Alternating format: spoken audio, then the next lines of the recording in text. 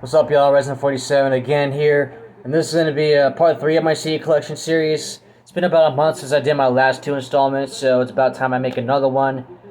And another thing, I have a few pickups I'm going to be showing off in the next episode because only like half of my orders came in, so I'll wait till the next episode to show off all of that, which will be like within a week's time.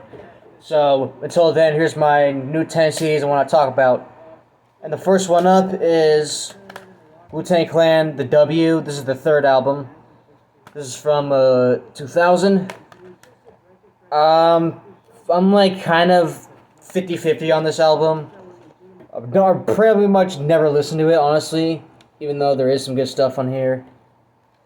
This was just like when Wu-Tang was kind of starting to lose it. I mean, start of 2000, you had a fucking masterpiece, Ghostface Killah, Supreme Clientele. And then you get the third group album after there, which is kind of underwhelming if you ask me. There's some dope shit in here like Careful Click Click, that's my favorite track on the album. Hollow Bones. Red Bull with Redman was dope. Some people don't like Conditioner with Snoop Dogg. I like it because it's like the only ODB track on here. He was in jail at the time this was being made. He got locked up like in 99. And you got Protect Your Neck to Jump Up. That was a pretty dope song. Do You Really Think Anything was dope. I don't like Gravel Pit. I do not like that song at all. But those tracks I named were pretty much standouts for me. I think this could have been better. Rezin's production was kind of like more minimalistic, I'll say. But yeah, it's a decent album, I'll say. Wu-Tang Clan, The W. This is their third album. But yeah. I like some shit on there. There's some shit I don't really care for. And we'll go on to the next album now. This one I made on Kanaki.com because you cannot get this on the real. You can't get a real copy of this like anywhere. And it's Cage for Your Box. This is from 1999. This is just a compilation album of all like his like a bunch of rare songs and 12 inches he put out like in the 90s. This right here is the 2002 CD cover, and then on the inside, that's the 1999 cassette cover. And then you got the disc right there. It's bootleg as fuck, and it's the album itself. The real copy is a CDR. So this is actually my favorite Cage album. Like a lot of my favorite songs of his are on here, like Radiohead, Four Letter Word, where he destroys Eminem, and Soul Kitties, Mersh. That shit's pretty dope.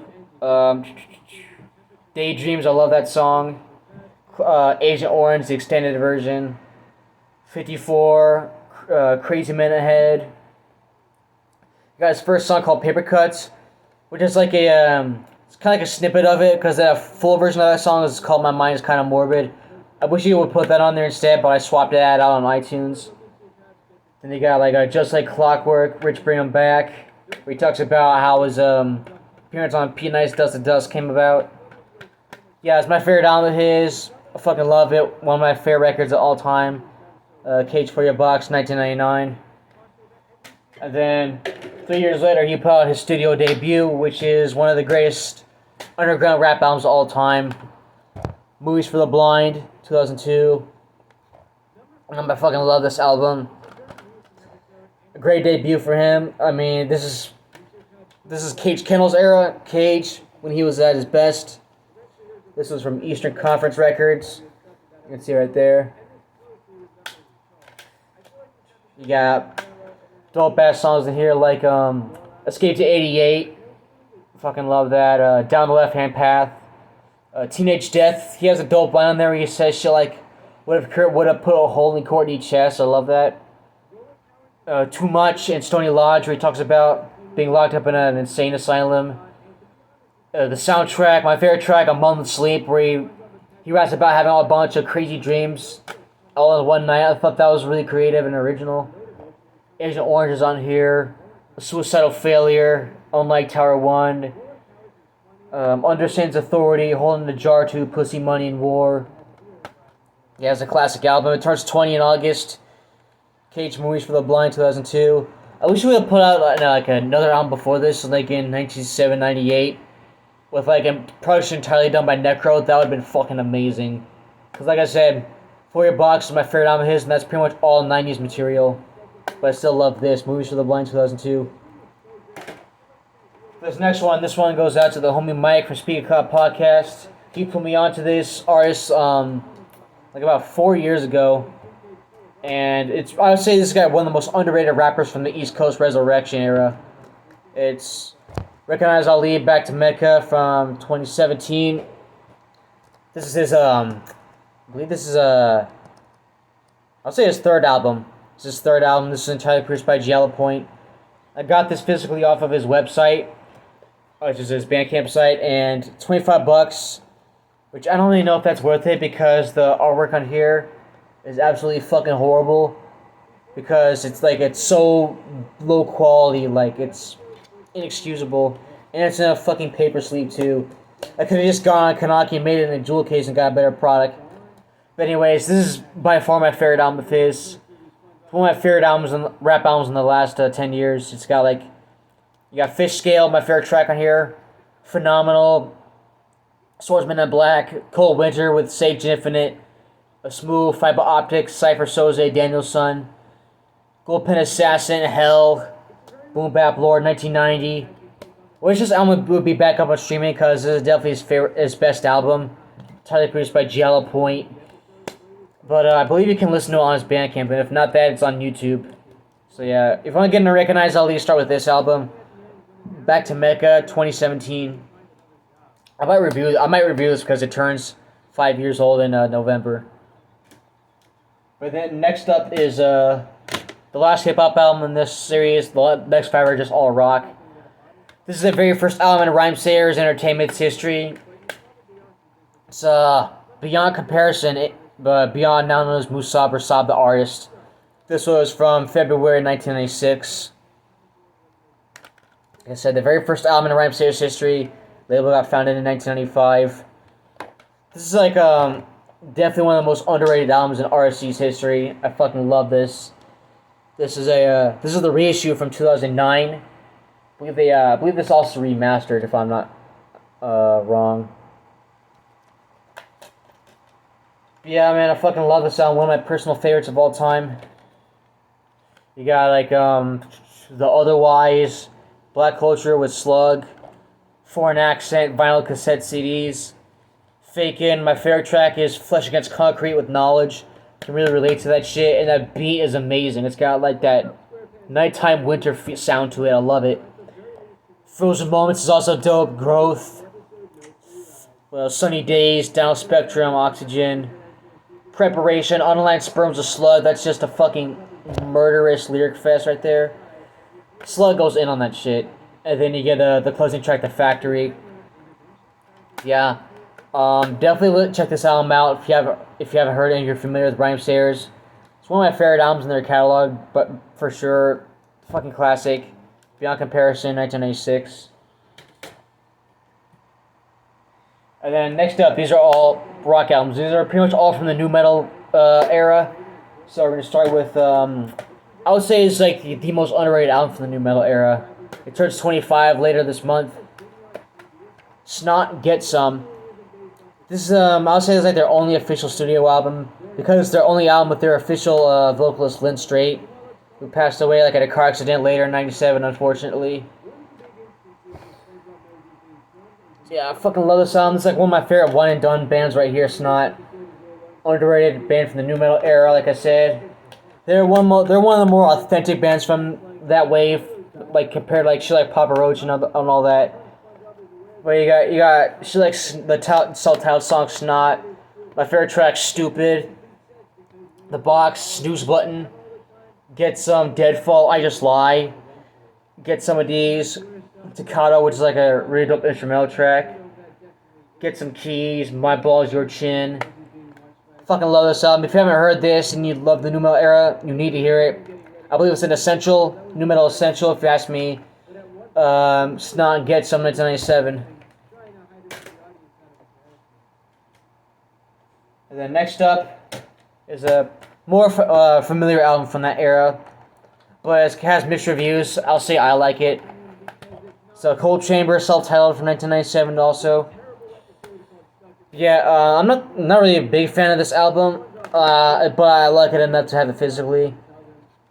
I know like a lot of people didn't like Cold Chamber. I'll say like all three of their albums, even though they're like not really one of my big. I'm not one of their biggest fans. But yeah, man, I think they have some pretty good albums, man. Like this is definitely my favorite. The whole sound of this is pretty much a Korn self-title bite, but I'll say it's done pretty well. You got the opening track Loco, which everyone knows them for. My favorite track on the album after that, Bradley. Oddity, Big Truck, everyone knows that too. Sway, which is like the uses that the roof was on fire chant for the chorus. We got I, Clock, Mirror of the Desert, Dreamtime, Pig. And then it's like a hit track after that. Yeah, Cold Chamber self-titled, definitely my favorite album of theirs. Even though I like their other albums like Chamber Music and Dark Days.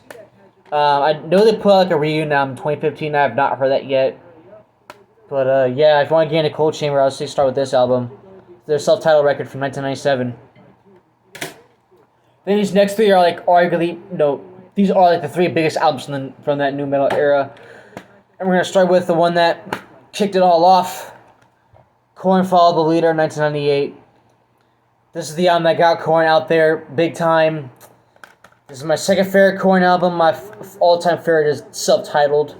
At one point, that was like my favorite metal album of all time. Yeah, this is their first album without Ross Robinson. I forgot who produced this. I can look that up really quick. Go to F's. Or are you Follow the Leader? It's produced by Steve Thompson, who they just went with him as producer because he brought like a keg of booze and shit, which is pretty crazy. But yeah, fucking classic album. You got It's On, Freak on a Leash, everyone knows that. Got the Life, my favorite track, Dead Bodies Everywhere. I love that shit, the chorus is really catchy. Children of the Corn with Ice Cube, I love that shit. BBK, Boy Better Know. Pretty, All in the Family with Fred Durst, some people don't like that song. I'll be honest, I like that song, it's really dumb, but, it's never bothered me.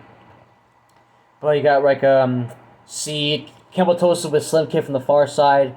My Gift to You. And then there's like a hidden track called Earache My Eye where they're just pretty much doing some Cheech and Chong shit. But there's a fuck up with this album. They can stick on the track list. It starts with like it starts with track 13. There's a mastering error where there's like 12 blank tracks, but they just let that in to fuck with people, which is pretty kind of funny. But yeah, my second favorite Korn album. If you want to get into this band, I would say start with self-titled, and then go to Life is Peachy or this. Follow the Leader in 1998. And then, around that time, they were touring with a band called Limp Bizkit, who in their own right blew up with this album. Their second album, Significant Other, 1999. This might be my favorite album of theirs. I think my favorite of theirs is actually $3 Bill Y'all, their debut, which I don't have. I need to get that. I could have gotten it like about like around last year, but I just didn't. Yeah, it's fun classic. You gotta have this if you love new metal. You got Just Like This, Nookie, Break Step. Everybody knows those tracks. I'm Broke, Nobody Like You with Jonathan Davis and Scott Weiland of Stone Temple Pilots. Love that song. Don't Go Off Wondering. The song that introduced me to this album and my favorite track on here is In Together Now with Method Man, produced by DJ Premier. I fucking love that. Primo destroyed that beat. You got what goes out. You got Trust, No Sex, Show Me What You Got. Yeah, fucking love. Yeah, it's a fucking classic album. In my opinion, one of my favorite albums from 1999. I'll say 4 albums defined 1999. This, Slipknot self-titled, Korn Issues, and Dr. Dre Chronic 2001. Oh, it's Eminem Slim Shady LP too. But yeah, Significant Other, Limp Bizkit from 1999. Love that album. And Speak of the Devil, last album up, Slipknot self-titled, 1999. This is the reissue, but I have the OG tracks downloaded, which are Fairland Nursery and Purity. This one, that got taken off the album because of like sample clearances or something, and it was replaced with a track called Me Inside, which is also pretty cool. Yeah, this is my favorite album of theirs. It's all people always debate between this or Iowa. I got this, but Iowa is definitely amazing. As well as some of their albums after that, like their last album, We Are Not Your Kind, fucking dope album, and I love Volume 3 as well. But nothing beats this, if you ask me. You got 74261 quadruple 027, which is the barcode on their Mayfield Q Repeat album. Fucking, I love that intro. Then you got Sick, Eyeless, which is no. There's another one. Wait and Bleed. Everyone knows that song. Surfacing, Spit It Out, Tattered and Torn, Liberate, Only One, and then the closing track, which is my favorite Slipknot. No, it's one of my favorite Slipknot songs, Scissors.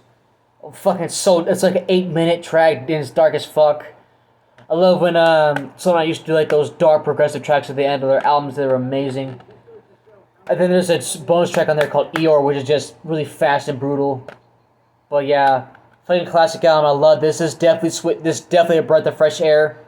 I wouldn't say that because I love the new metal era, but this is definitely like flip the script when the new metal era was running shit. It was just really fucking brutal. It's almost like some death metal elements in here. But yeah, Slipknot Self-Titled 1999. Thank y'all for watching. Make sure to like, comment, subscribe, etc. I'll have part 4 coming up pretty soon, so be sure to tune in for that. Anyways, I'm Rezin47 and I'm out of here.